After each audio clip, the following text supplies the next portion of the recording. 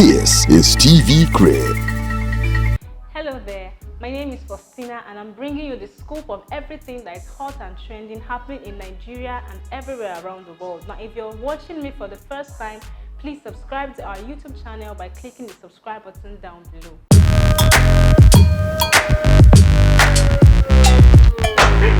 Gradually showing us some of the tricks that they've had up their sleeves for a long time. Now, 5 housemates were up for eviction last week, but 3 of them got evicted. That's Toyo, Tacha, and Sheyi. Now, interestingly, only one person actually got evicted. That was Toyo. We're going to miss him for partying hard and his fitness and all of that. But Sheyi and Tacha were not really evicted. It was a fake eviction and it was a trick from Big Brother. Now, they're going to be in the secret room for a while. We don't know how long, and we don't know what Big Brother has in stock for them. Keep your eyes locked on Big Brother to know what's happening next. Following Busola Dakolo's rape accusation against Pastor Biodun Fatoyinbo, Simi Dakolo posted a picture on Instagram that raised an alarm on Saturday, the 20th of July. Now, according to him, there was a bus in front of his house that had security men that had guns. And after a while, they forced their way into his house and tried to whisk him and his wife straight to Abuja based on a letter that they received or something. Now, many people were really angry with all of this. In fact, the Amnesty International and even the First Lady of Nigeria called the attention of the police command to look into this case.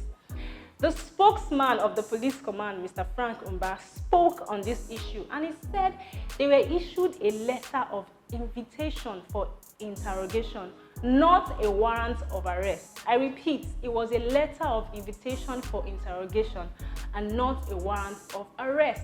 In fact, that invitation was to take them to Abuja. Now, Timi Dakolo actually called a press conference where he cleared the air on this matter. And they were called for interrogation based on criminal falsifications, based on mischief, falsehood, and different other things, but nothing was said about rape.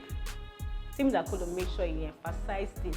In fact, he stated how that he had filed a complaint before now to the police command in Ikoyi, but nothing has been done about it. He did this before the video of his wife's rape came out, and nothing has been done. In fact, Pastor Biodun Fatoyinbo has not been called upon to actually be interrogated. What's happening to the police, to the law and order of this country?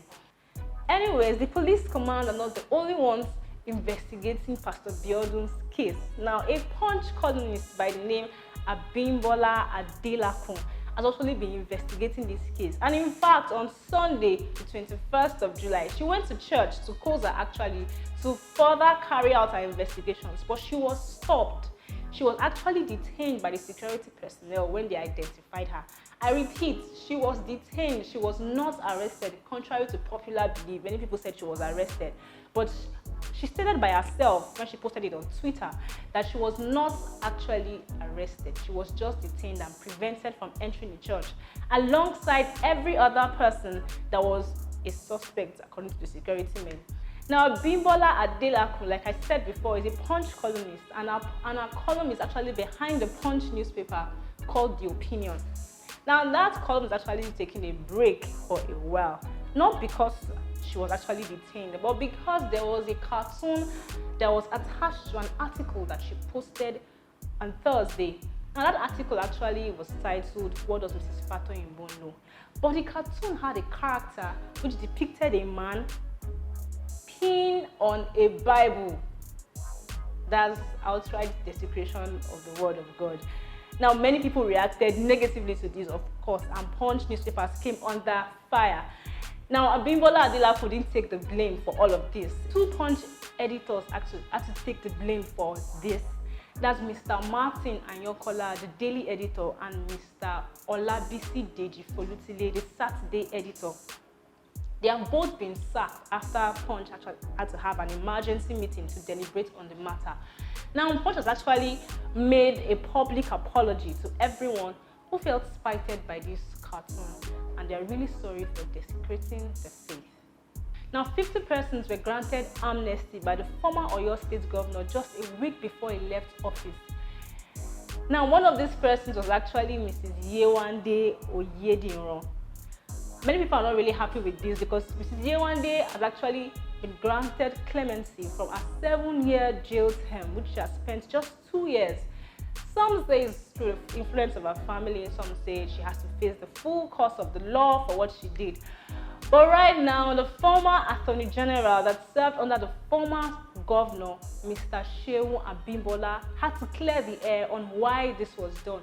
Now, she said first of all that she was not the only one granted amnesty. There were 50 persons, and it was a committee that sat on this, and they had nothing to do with her family influence or whatsoever.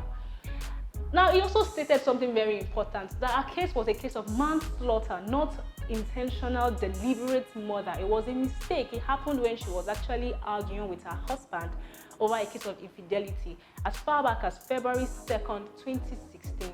Now, between 2016 and now, she has actually spent 2 years, 9 months in detention before she was finally convicted in November 2017, and she has spent 2 years out of a 7-year jail term.